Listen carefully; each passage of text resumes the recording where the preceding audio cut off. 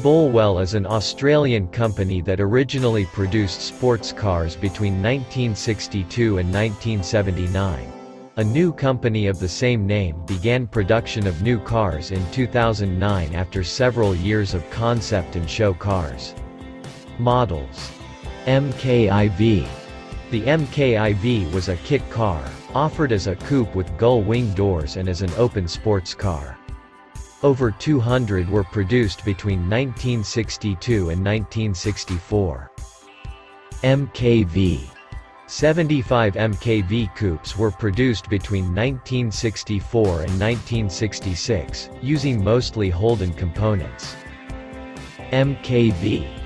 The MKV, also known as the State Route 6, was a one-off mid-engine sports racing car built in 1968. MK VII. 400 examples of the MK VII coupe were produced between 1967 and 1971, mostly as kits but also in fully built form.